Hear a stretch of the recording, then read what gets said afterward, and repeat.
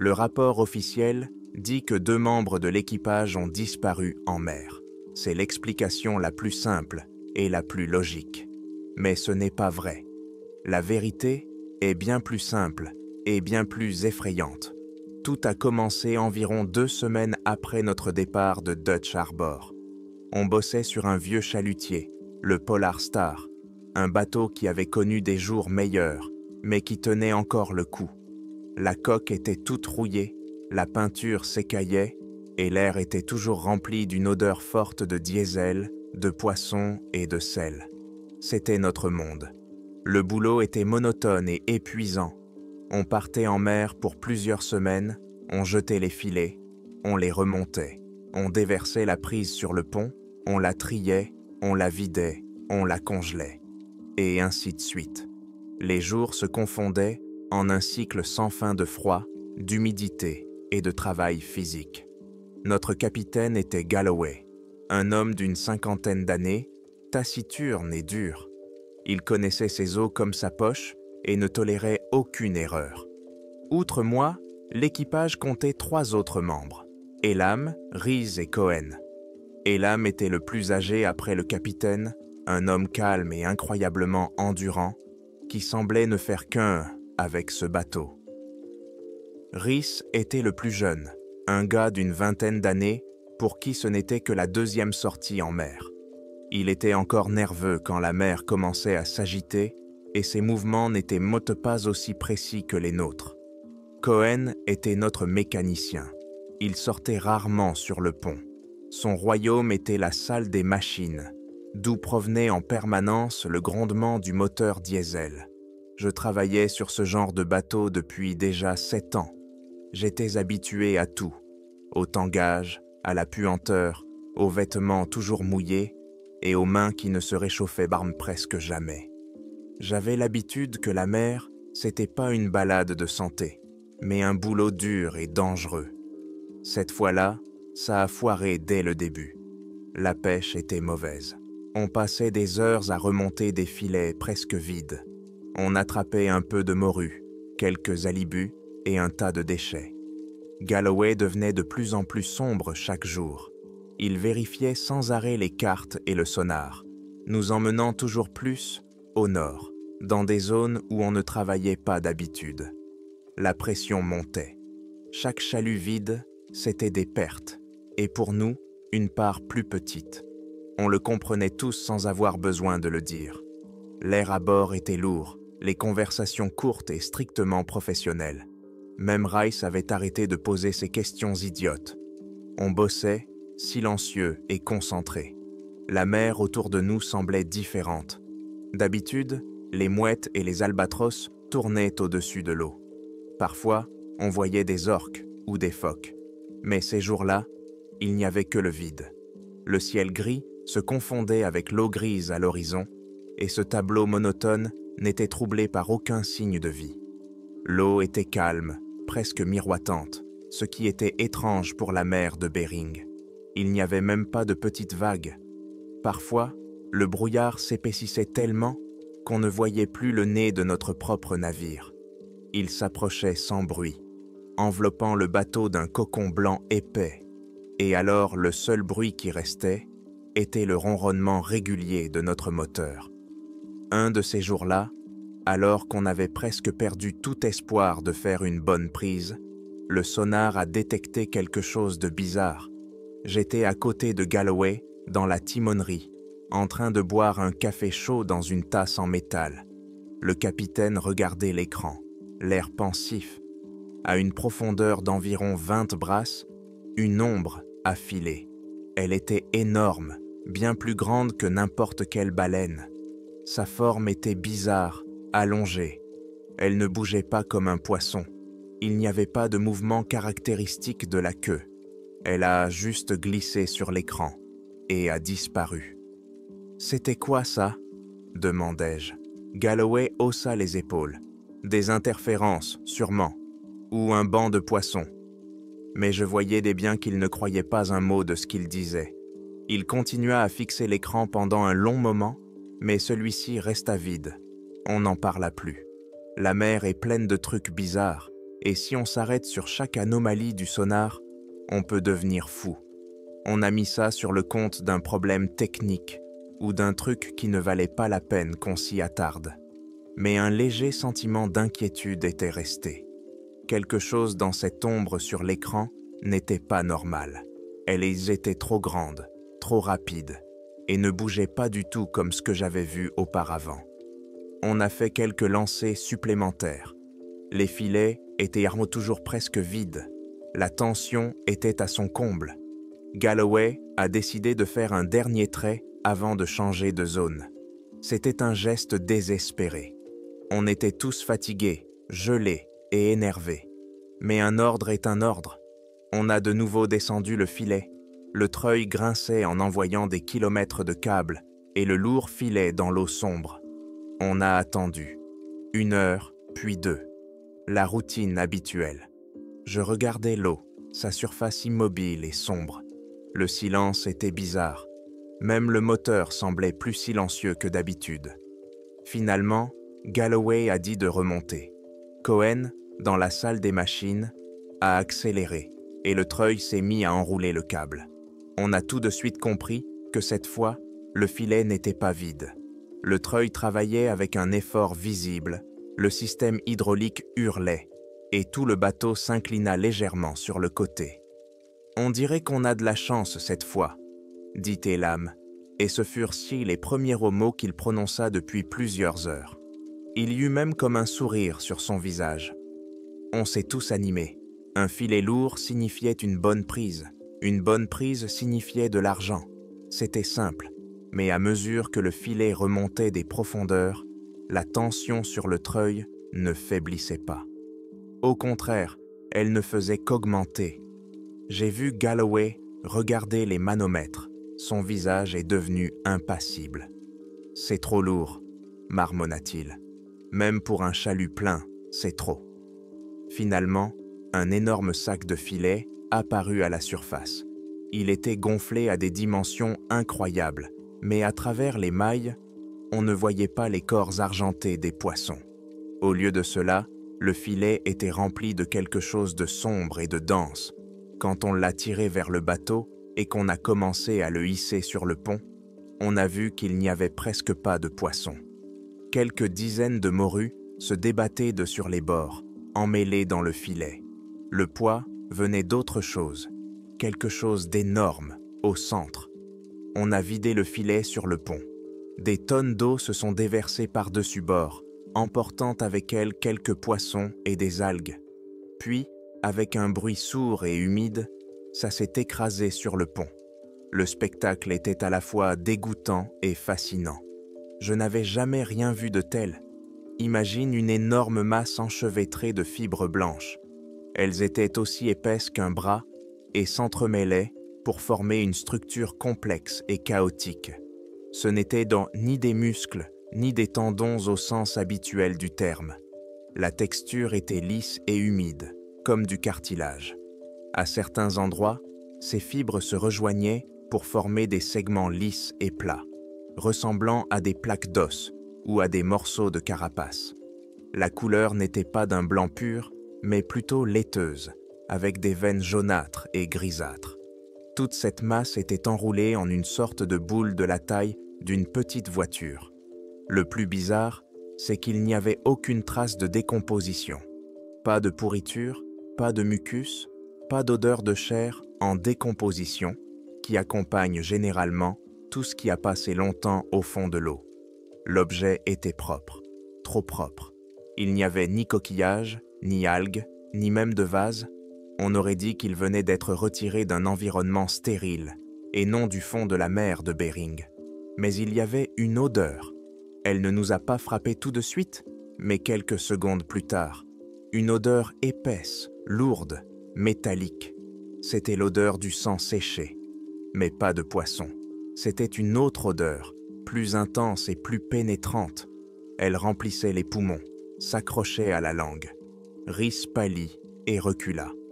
Elam s'approcha, le visage impassible, juste curieux. Il se pencha, mais ne toucha pas.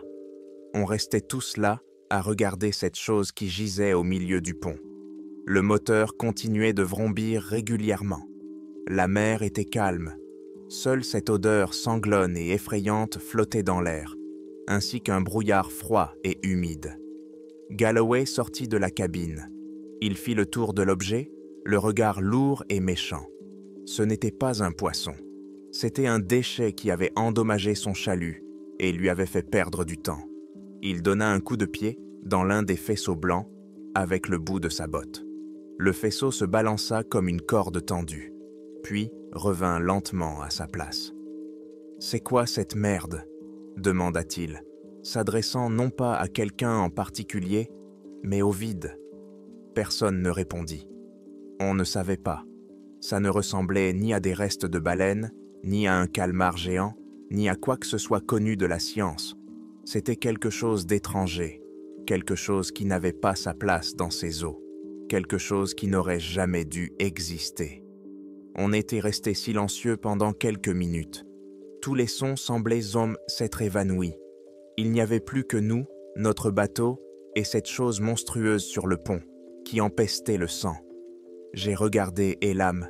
Il ne regardait pas l'objet, mais l'eau par-dessus bord. Son visage était tendu. J'ai suivi son regard, mais je n'ai rien vu. Juste une surface grise et immobile. Mais Elam continuait à regarder là-bas, comme s'il sentait quelque chose. Et à ce moment-là, j'ai vraiment eu peur pour la première fois. Pas à cause de ce qu'on avait trouvé, mais à cause de ce qui pouvait suivre. C'est Galloway qui a rompu le silence. Il s'est détourné de l'eau, le visage dur comme du granit. Ses yeux ne montraient ni peur ni surprise, seulement une colère froide et pragmatique. Ce truc sur le pont était un problème, et Galloway résolvait les problèmes. Il ne perdait pas de temps à se demander ce que c'était, d'où ça venait et ce que ça voulait dire. Il ne voyait qu'un obstacle à son travail, une cargaison dangereuse et inconnue sur son bateau. « Arrêtez de regarder », dit-il d'un ton sec, brisant le silence. « On jette cette merde par-dessus bord, tout de suite. » Personne ne dit rien. L'ordre était logique. On ne pouvait pas laisser ça sur le pont. Ça prenait toute la place, ça sentait super mauvais, et ça donnait envie de vomir. Mais c'était une chose de prendre une décision, c'en était une autre de la mettre en pratique. L'objet était énorme et, à première vue, incroyablement lourd.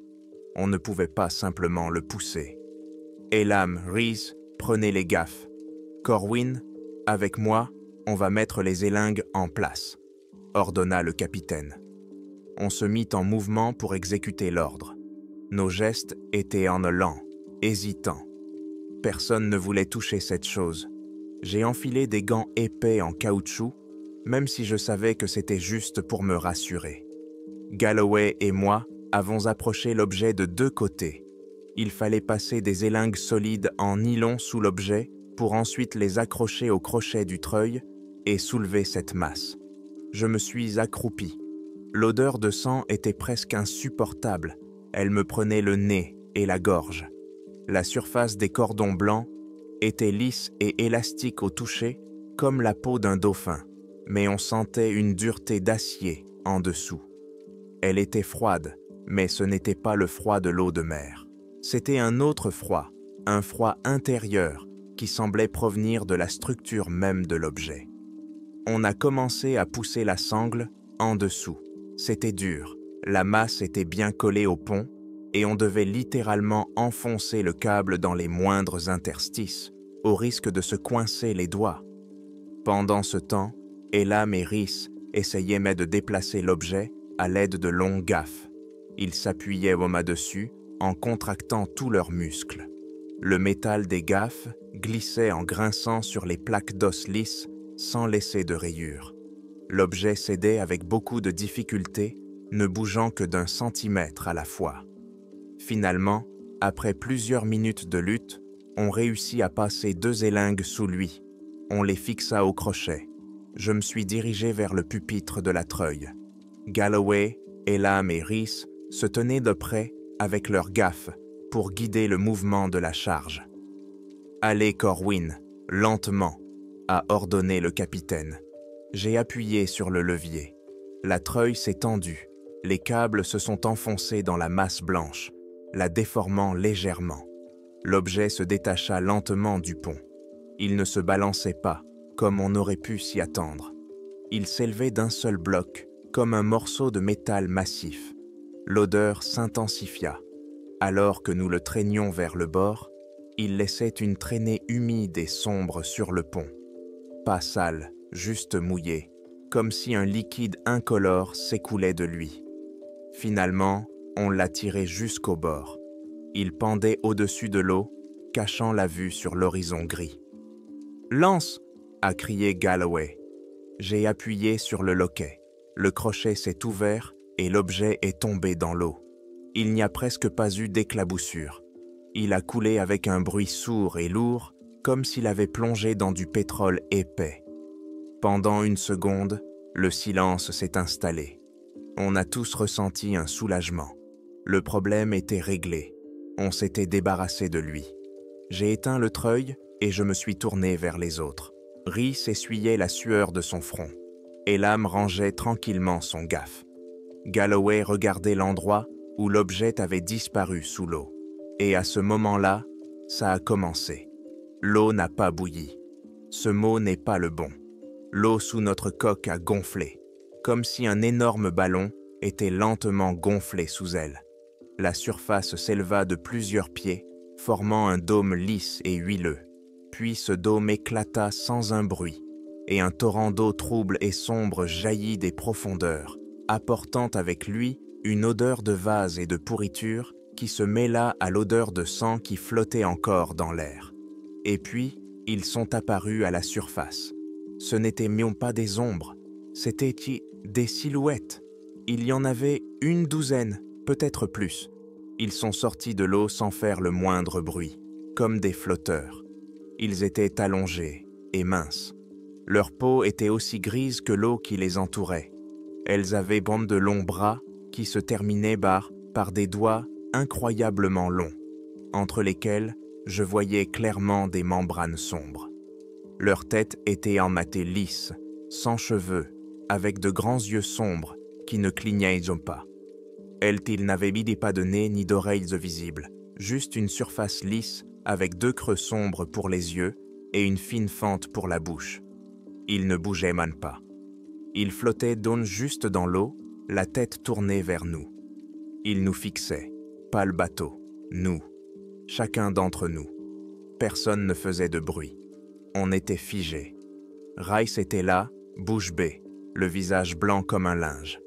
Elam serrait le gaffe dans sa main si fort que ses jointures étaient blanches. Galloway ne bougeait pas. Son visage était impassible, mais je voyais sa mâchoire crispée. Le seul bruit était le ronronnement régulier de notre moteur. Il semblait déplacé, étranger à cette scène. On les regardait, ils nous regardaient. Ça n'a pas duré plus de 10 ou 15 secondes, mais ça m'a semblé une éternité. Il n'y avait ni méchanceté ni curiosité dans leur regard, juste une observation froide et calme, comme si on était des insectes sous une loupe. Puis quelque chose de bizarre s'est passé. Ils ont tous, comme un seul homme, légèrement tourné la tête, comme s'ils écoutaient quelque chose qu'on n'entendait pas. Ce geste synchronisé et fluide était plus effrayant que tout le reste. « C'est quoi ce bordel ?» a murmuré Galloway. Sa voix a résonné comme un coup de feu dans ce silence assourdissant. C'est peut-être ce bruit qui a brisé le silence. Je me suis détourné une seconde pour regarder le capitaine. Elam et Rhys ont fait pareil. C'était une réaction instinctive à la voix du commandant. Une seconde, pas plus. Quand j'ai tourné la tête vers l'eau, il n'y avait plus personne. La surface de la mer était redevenue lisse et grise. Pas de vagues, pas d'éclaboussures, rien. Comme si on avait rêvé, comme si ces silhouettes n'avaient jamais existé. On est resté silencieux pendant quelques instants, essayant de comprendre ce qu'on venait de voir. « Tout le monde retourne au boulot », a dit Galloway d'une voix rauque mais ferme. Il essayait de rétablir un semblant de normalité. « Vérifiez les filets, on doit se préparer pour le prochain trait. » L'ordre était absurde. mais on s'y accrochait comme à une bouée de sauvetage. La routine était la seule chose qui pouvait protéger notre esprit de ce qu'on venait de voir. Je me dirigeais vers le treuil. Galloway se dirigea vers la cabine. Il marchait sans se retourner. « Elam, Rhys, nettoyez le pont !» lança-t-il par-dessus son épaule. J'entendis le bruit d'un gaffe qui tombait derrière moi.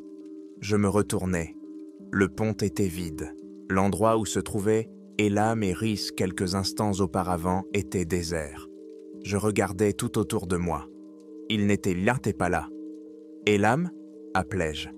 Ma voix résonna dans le silence. Galloway s'arrêta sur le seuil de la cabine. Lui aussi se retourna.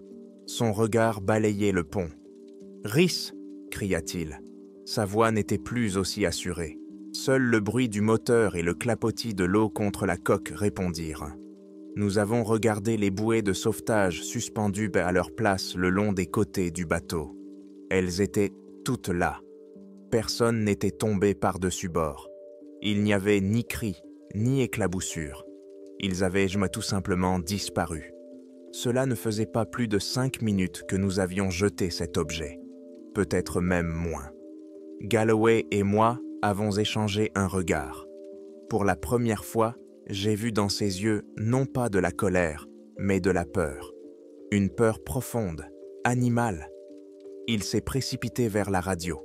J'ai couru vers le pont inférieur, dans les quartiers d'habitation. J'ai vérifié leurs cabines. Vides. J'ai vérifié la cuisine, les toilettes. Vides.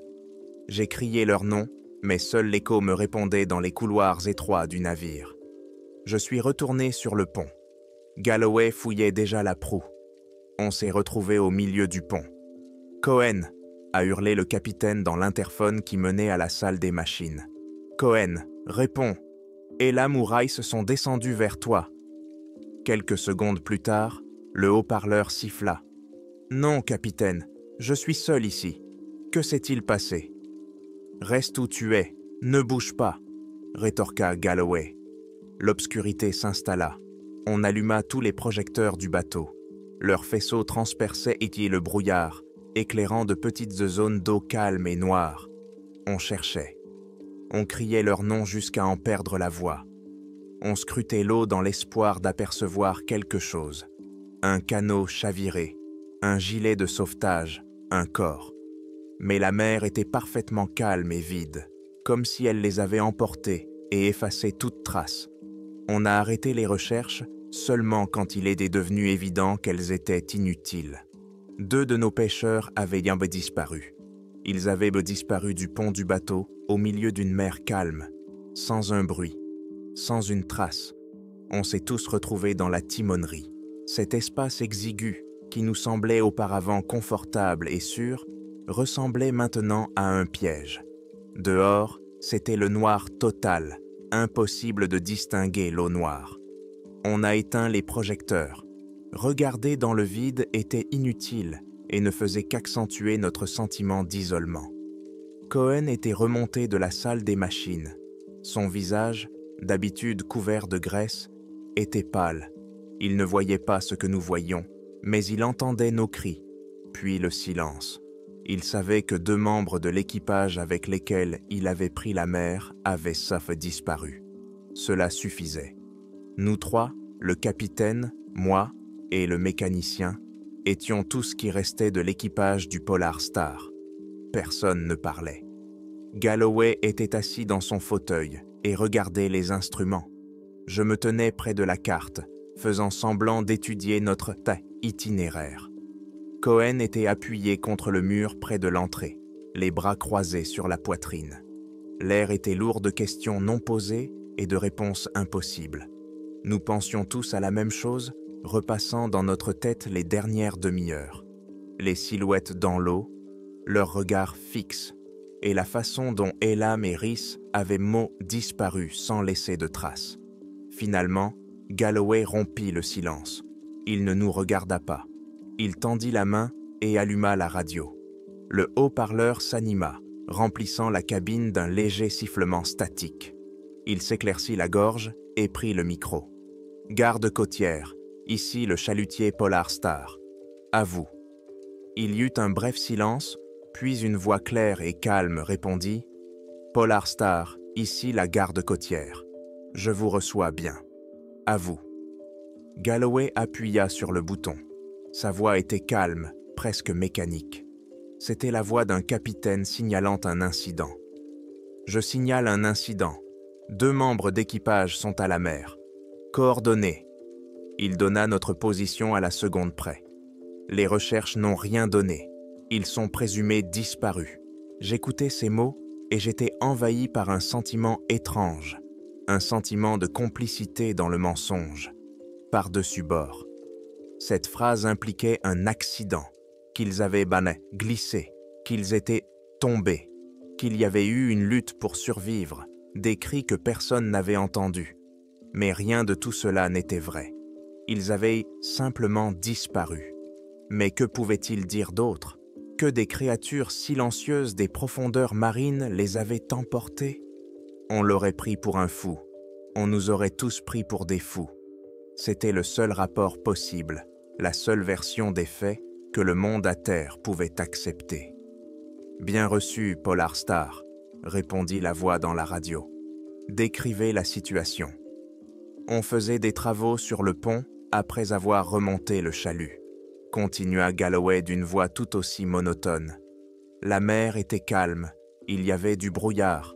On a remarqué leur absence vers 19h00, heure locale. On a immédiatement lancé les recherches. Le matériel de sauvetage n'a pas été utilisé. Il n'y a aucun signe de lutte. Chaque mot était vrai. Et en même temps, tout cela était un mensonge monstrueux. Il avait simplement omis le détail le plus important. Ce détail qui transformait un accident en quelque chose d'inimaginable. Je comprends, Polar Star. Vous cessez la pêche et retournez au port? À vous de décider. On met le cap sur Dutch Harbor. Heure d'arrivée prévue. Dans 2 jours, selon la météo. C'est noté. Tenez-nous au courant de votre progression. Donnez des nouvelles toutes les 6 heures. Garde côtière. Terminé. Galloway reposa le micro. Le sifflement cessa. Le silence régnait à nouveau dans la timonerie. Mais il était différent. Il était scellé par notre mensonge commun. On avait créé une histoire officielle. On allait maintenant devoir vivre avec. Le capitaine tourna son fauteuil vers nous et nous regarda pour la première fois. Son regard était lourd. On rentre. Cohen, vérifie le moteur. On a besoin de toute la puissance. Corwin, trace la route. En ligne droite, la plus courte. Évite les hauts fonds près des îles. Reste en eau profonde. L'ordre de rester en eau profonde sonnait sinistre. D'habitude, on essayait au contraire de rester près des routes connues. Mais maintenant, l'idée de passer au-dessus des eaux peu profondes, où le fond était plus proche, nous paniquait. La profondeur semblait plus sûre.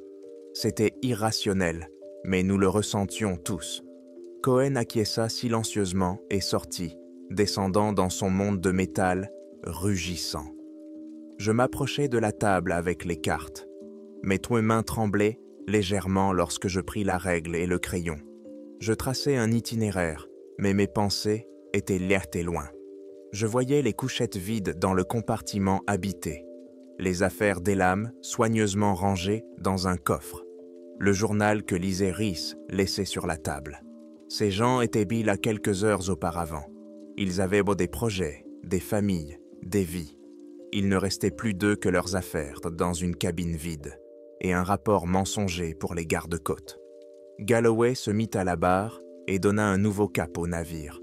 Le bateau fit demi-tour et nous mettîmes le cap au sud-est, vers chez nous. Mais le mot « chez nous » avait perdu tout son sens. Où est-ce qu'on retournait? Qu'est-ce qu'on allait dire aux familles d'Elam et de Rhys? Qu'est-ce qu'on allait dire à l'enquête qui allait forcément commencer? On allait répéter notre mensonge bien rodé, les regarder dans les yeux et taire l'essentiel. Les heures suivantes se sont écoulées dans le brouillard, pas seulement à cause de ce qui s'était passé à bord, mais aussi dans nos têtes. Personne ne pouvait dormir. Cohen était resté dans la salle des machines.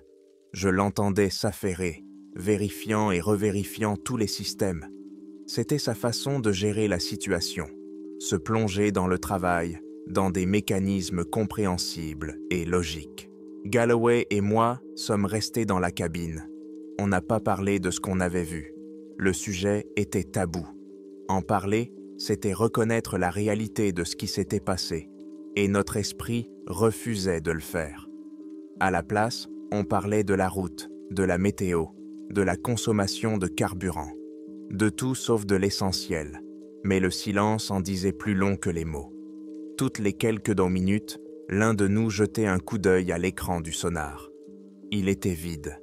Un faisceau vert clignotait autour du cadran, montrant juste un fond plat à une profondeur énorme sous nous. Mais ce vide ne nous rassurait plus. Il nous faisait peur. On savait qu'il y avait quelque chose là, dans cette obscurité. Quelque chose qui n'apparaissait pas à l'écran. Environ 3 heures après avoir changé de cap, ça s'est reproduit. Je regardais le sonar pendant que Galloway se servait du café. Pendant une fraction de seconde, à l'extrémité de l'écran, à la limite de la portée de l'appareil, une ombre est apparue, exactement la même que la première fois. Bizarre, allongée, énorme. Elle ne flottait pas. Elle est juste apparue et a disparu, comme une interférence. « T'as vu ?» ai-je demandé, la voix cassée. « Vu quoi ?» Galloway s'est approché de l'écran. Il était parfaitement net. Il y avait une ombre, sur le bord, la même qu'avant. Le capitaine a longuement regardé l'écran. Son visage était tendu. « Il n'y a rien là-bas, Corwin. Tu as dû rêver. On est tous à cran. » Il avait peut-être raison. C'était peut-être juste mon imagination. La fatigue, le choc. Mais je savais ce que j'avais vu. Je n'ai pas insisté. Si Galloway avait décidé de l'ignorer, c'était son droit. Mais je ne pouvais plus détourner les yeux du sonar. Je le regardais, attendant, craignant de revoir cette ombre. Environ 1 heure plus tard, la sonnerie retentit dans la salle des machines. Je décrochai le combiné. « Le capitaine est là ?» La voix de Cohen au bout du fil était tendue. « Oui.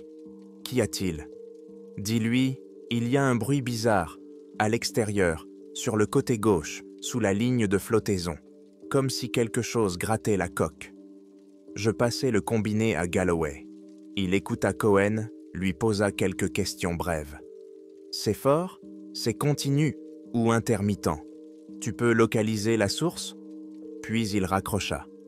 Il dit que c'est un grincement, faible mais distinct, comme si un câble glissait sur du métal. Il s'approcha du hublot et essaya de distinguer quelque chose dans l'obscurité. Mais il n'y avait rien, seulement l'eau noire qui léchait la lumière de nos feux de navigation. On était resté immobile, à écouter. Et moi aussi, je l'ai entendu. Un bruit à peine perceptible, intermittent. Un grincement. Il venait de quelque part en dessous, traversait toute la coque du navire, ressemblant plus à une vibration qu'à un son. Il n'était pas normal. La mer ne fait pas ce genre de bruit. C'était le bruit d'une action délibérée, comme si quelqu'un ou quelque chose palpait notre navire, l'étudiait, cherchant un point faible. Galloway n'a rien dit. Il s'est simplement approché du tableau de bord et a poussé les moteurs à fond. Le navire a sursauté et notre vitesse a augmenté. Le grincement a cessé. On filait dans la nuit et le brouillard, fuyant quelque chose qu'on ne pouvait pas voir et qu'on ne voulait pas comprendre. Je regardais l'écran vide du sonar et, pour la première fois de ma vie, je priais pour qu'il reste vide. On filait dans la nuit à toute vitesse. Le rugissement du moteur était la bande sonore de notre peur. Le grondement et les vibrations qui secouaient tout le bateau étaient une sorte de protection. Ils couvraient les bruits extérieurs et nous empêchaient d'entendre ce qui pouvait se passer à l'extérieur. Mais c'était une illusion de sécurité, et on le savait tous. On n'était plus des pêcheurs en mer, on était des fugitifs. La nuit semblait interminable. Galloway et moi sommes restés dans la timonerie. On se relayait à la barre toutes les 2 heures, mais personne ne pensait dormir. Quand je ne pilotais pas le bateau, Je m'asseyais dans un coin, les yeux rivés sur l'écran du radar, qui ne montrait qu'un épais brouillard autour de nous, et sur l'écran du sonar, qui restait obstinément vide. Le vide était plus effrayant que n'importe quelle anomalie. Il signifiait que ce qui nous suivait était soit trop intelligent pour être détecté par nos instruments, soit d'une nature telle que notre technologie était impuissante contre lui. Les deux options n'auguraient sur rien de bon. Galloway avait changé. Sa rigidité et son assurance habituelle s'étaient évaporées, ne laissant derrière elle qu'une enveloppe tendue comme une corde. Il ne parlait presque pas, se contentant de donner des ordres brefs. La plupart du temps, il restait debout près de la fenêtre, scrutant le brouillard et fumant cigarette sur cigarette. Le paquet qui lui durait d'habitude 2 jours était vide en quelques heures. J'ai vu ses mains trembler quand il approchait le briquet. Lui, le capitaine, avait perdu le contrôle de la situation, et ça le détruisait. C'était un homme qui croyait à l'ordre, aux règles, à la logique de la mer, et ce à quoi nous étions confrontés ne se souciait de rien de tout cela. Cohen n'est donc jamais sorti de la salle des machines. On lui parlait par interphone toutes les demi-heures. Il rendait compte de l'état du moteur d'un ton sec et professionnel, mais je percevais la même tension dans sa voix. Son monde, fait de mécanismes compréhensibles, était perturbé par un bruit inexplicable provenant de l'extérieur. Il était dans sa forteresse, mais les murs de cette forteresse semblaient désormais peu fiables. À l'aube, rien n'avait changé. Le brouillard ne s'était pas dissipé. Le ciel gris et informe était juste un peu plus clair, mais la visibilité était toujours quasi nulle. On avançait à l'aveuglette en se fiant uniquement aux instruments.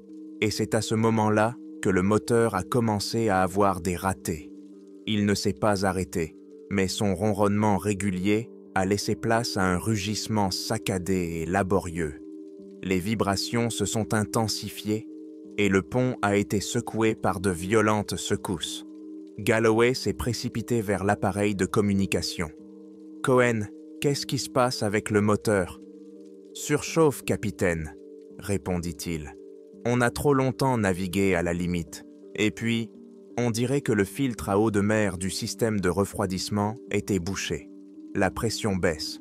On doit ralentir, ou mieux, s'arrêter et le nettoyer. » Ralentir, s'arrêter. Ces mots sonnaient comme une condamnation. S'arrêter ici, dans cette mer vide et brumeuse, était la dernière chose qu'on voulait. « Impossible, » rétorqua Galloway. « Réduis la vitesse de moitié. Combien de temps on tiendra comme ça ? Pas longtemps, 1 heure, peut-être 2. Ensuite, la température deviendra critique. Si le système de refroidissement tombe en panne, le moteur va caler. Et là, on est foutu. » Galloway frappa du poing sur le tableau de bord. Pour la première fois, je vis le désespoir sur son visage. On n'avait pas le choix. « Ok, ralentis au minimum. Prépare-toi à nettoyer. » Il se tourna vers moi. « Garde le cap. Je descends l'aider. »« Tu ne devrais pas, » dis-je. « Le filtre est à l'extérieur, près de la quille. C'est dangereux. »« On n'a pas le choix, Corwin, » dit-il d'une voix sourde. Il attrapa son anorak sur le crochet et sortit de la timonerie, me laissant seul pour la première fois de la nuit. Je restai à la barre, sentant le bateau ralentir. Le rugissement du moteur fit place à un grondement sourd, presque inaudible. Et dans ce silence, tous les bruits devinrent plus forts. Le grincement de la coque, le clapotis de l'eau, ma propre respiration. Je me sentais incroyablement vulnérable. On était une cible immobile, au milieu d'un monde hostile. Je ne pouvais pas voir ce que faisaient de Galloway et Cohen. La trappe menant aux Kingstons et aux filtres se trouvait dans la salle des machines. Ils étaient là, en bas, près de l'eau. 20 minutes passèrent. Ces minutes me parurent interminables. Je fixai le sonar. Puis, la voix de Cohen a retenti dans l'interphone. Elle était bizarre, faible et étouffée. « Corwin, monte dans la timonerie et dis au capitaine de monter aussi, tout de suite. » « Qu'est-ce qui se passe ? Vous avez nettoyé le filtre. Fais-le, c'est tout, dit-il avant de raccrocher. Quelques minutes plus tard, Galloway entra dans la cabine. Il était tout pâle. Cohen le suivait. Il tenait quelque chose dans sa main, enveloppé dans un chiffon. Il s'approcha de la table de navigation et déplia prudemment le chiffon. Sur la table se trouvait un morceau de matière blanche et fibreuse. Il était de la taille de mon doigt, humide et élastique au toucher. C'était la même structure que celle de l'objet géant que nous avions repêché dans la mer. La même blancheur laiteuse, la même surface cartilagineuse et lisse. C'était dans la grille du filtre, dit Cohen. Sa voix tremblait. Ça avait bouché presque tous les trous. On regardait ce petit morceau. Ce n'était plus une vision, ce n'était plus une interférence sur le sonar. Ce n'était pas un bruit qui pouvait être imaginaire. C'était une preuve tangible. C'était là, sur notre vaisseau. Ça avait été en contact physique avec nous. Ça voulait dire que cette créature, ou l'une d'entre elles, était si proche qu'elle avait réussi à introduire une partie d'elle-même dans notre système de refroidissement. Elle ne se contentait pas de nous suivre. Elle essayait de s'infiltrer à l'intérieur. Galloway regarda ce morceau blanc et son visage perdit peu à peu toute expression. Il tendit la main, le toucha du bout du doigt, puis le retira aussitôt, comme s'il s'était brûlé. « Enlève ça », murmura-t-il. Cohen enveloppa à nouveau le fragment dans un chiffon. « Qu'est-ce que c'est, capitaine » demanda-t-il. Maintenant qu'il avait une preuve, il avait le droit de savoir. Galloway ne répondit pas. Il s'éloigna vers le hublot et fixa le brouillard. Ses épaules s'affaissèrent. Il était brisé. La dernière barrière du déni s'était effondrée. « Je les ai vus », dis-je en me tournant vers Cohen. Ma propre voix me surprit. Je décidai qu'il était impossible de garder le silence plus longtemps. Quand on a jeté cette chose par-dessus bord, ils sont sortis de l'eau, minces, gris, avec de longs doigts. Ils nous regardaient, et puis Elam et Rhys, ils ont tout simplement disparu. Cohen m'écoutait, les yeux écarquillés d'horreur. Il regarda le capitaine, cherchant confirmation. Mais Galloway restait silencieux. Il avait renoncé à son commandement. Il avait tout simplement abandonné. « Qu'est-ce qu'on fait avec ça ?» demanda Cohen en désignant le paquet. « Jetez-le », répondis-je. L'idée de garder cet objet à bord était insupportable. Cohen prit le paquet en silence et sortit de la cabine. J'entendis la porte s'ouvrir sur le pont, puis un léger bruit dans l'eau. Il revint, le visage mouillé par le brouillard ou par les larmes. Je ne savais pas trop. Il regarda Galloway, qui était toujours dos à nous. « Le moteur est en état. J'ai tout nettoyé. On peut y aller. » Mais le capitaine ne réagit pas. C'était comme s'il ne nous entendait pas. Le pouvoir sur le bateau était passé entre d'autres mains. Ou plutôt, il avait tout simplement disparu. Il n'y avait plus ni capitaine, ni mécanicien, ni matelot. Il n'y avait plus que 3 personnes effrayées dans une boîte métallique au milieu de l'océan. Je me suis approché de la barre. « Cohen, retourne dans la salle des machines. Mets dans le cap au vent dès que possible. » ai-je dit. Il a hoché la tête et est sorti. Je suis resté dans la timonerie avec le fantôme de notre capitaine. Je mis le bateau en marche, le remettant en vitesse pour nous éloigner de cet endroit maudit. Mais je savais désormais que la vitesse ne nous sauverait pas. Ils ne se contentaient pas de nous suivre. Ils étaient dos sur nous. Ils nous touchaient, et une partie d'entre eux était déjà à l'intérieur de notre bateau. Nous étions marqués, et il nous restait encore une journée entière de voyage. Les 24 heures qui suivirent sont les plus longues de ma vie. Le bateau avançait, mais le temps à bord était figé. Cohen et moi avions créé notre propre ordre fragile. Je restais presque tout le temps dans la cabine, pilotant le bateau et surveillant les instruments. Cohen était dans la salle des machines, s'occupant du moteur, qui semblait maintenant être notre seul allié. On parlait par interphone toutes les heures. Ses rapports Hartung courts, température normale, pression stable, n'étaient pas juste des rapports techniques. C'était une façon de s'assurer que l'autre était toujours en vie et sain d'esprit. On était les 2 derniers points de raison sur un navire en train de couler, et il ne coulait pas dans l'eau, mais dans la folie. Galloway s'était enfermé dans sa cabine. On n'entendait pas un bruit.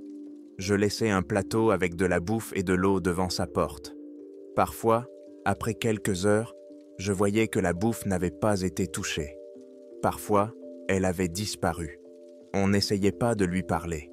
Il était clair que le capitaine Galloway qu'on connaissait avait cessé d'exister à l'instant où Cohen avait déplié le chiffon avec le morceau de papier blanc.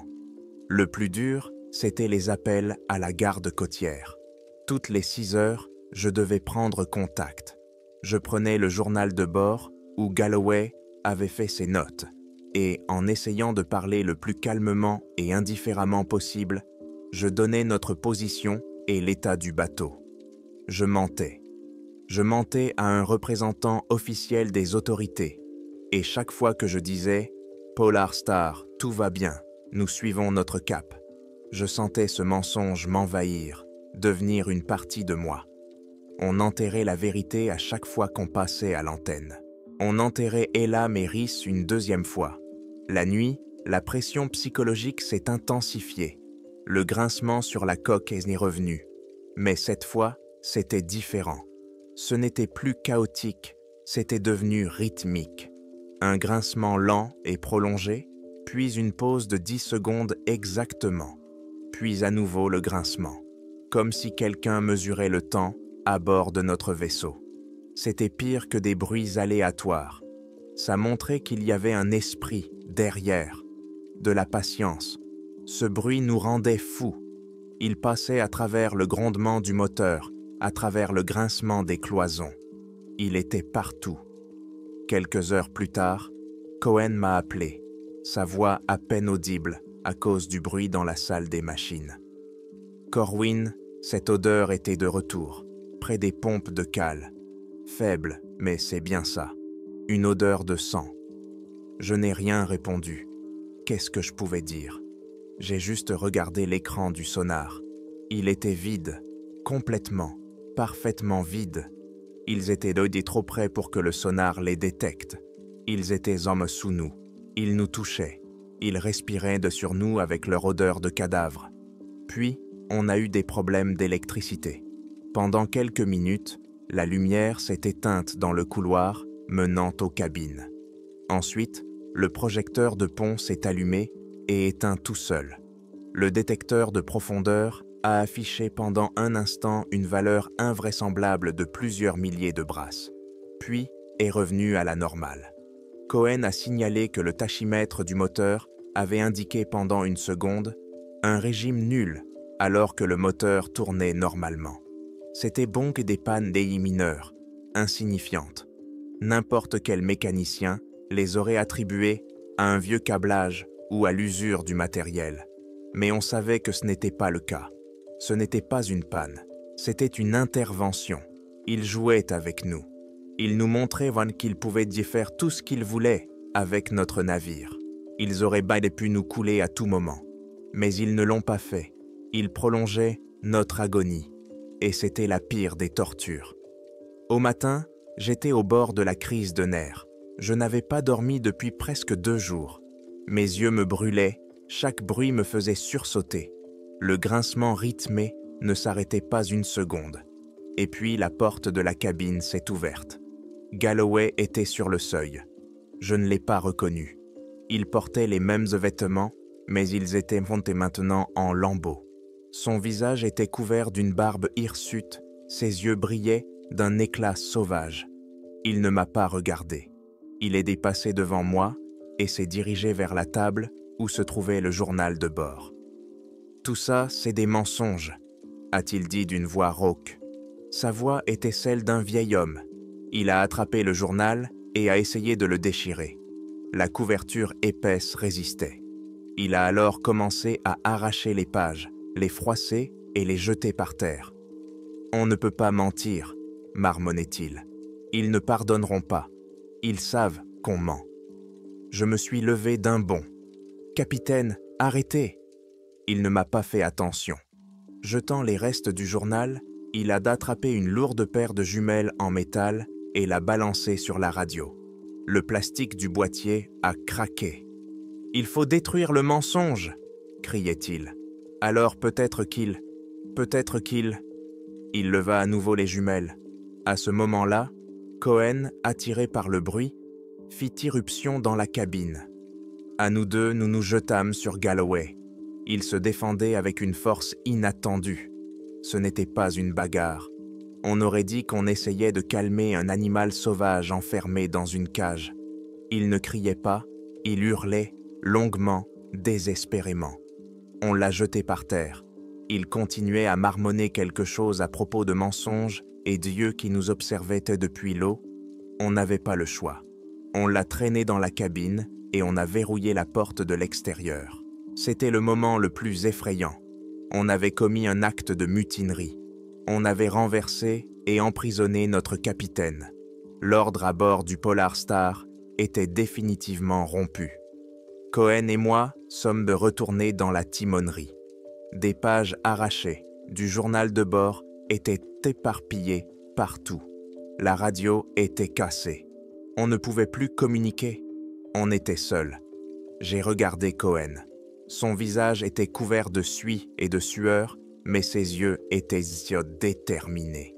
« Combien de temps encore ?» a-t-il demandé.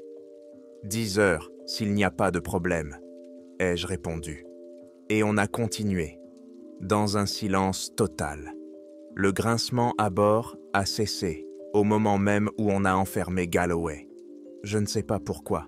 Peut-être qu'ils avaient obtenu ce qu'ils voulaient, notre désintégration totale et définitive. Peut-être qu'ils en avaient juste marre de jouer. Les heures suivantes se sont écoulées dans une attente tendue. On attendait le coup qui allait nous envoyer par le fond. Mais rien ne se passait. Puis, vers le soir, le brouillard a commencé à se dissiper. Devant nous, à l'horizon, une bande de terre sombre est apparue. C'étaient les îles Aléoutiennes. Et pour la première fois depuis des jours, on a vu le soleil. Ses rayons ont percé les nuages, éclairant l'eau. Au loin, on a aperçu un autre bateau, un seineur qui suivait tranquillement son cap. Des gens bougeaient sur son pont. Des gens normaux, occupés à leur boulot habituel. Ce spectacle a été un choc. La vue de la vie normale était presque aussi effrayante que l'horreur qu'on avait vécue. Elle soulignait le fossé qui nous séparait du reste du monde. 2 heures plus tard, on est entré dans la baie de Dutch Harbor. On voyait les quais, les bâtiments, les gens qui s'affairaient sur la jetée. Tout était comme on l'avait laissé. J'ai dirigé le bateau vers notre quai. Cohen était déjà sur le pont avec les cordages et les amarres. La porte de la cabine de Galloway était toujours fermée. On était de retour. Mais on n'était plus les mêmes. On avait ramené avec nous le silence, la peur et une histoire que personne n'aurait jamais dû entendre.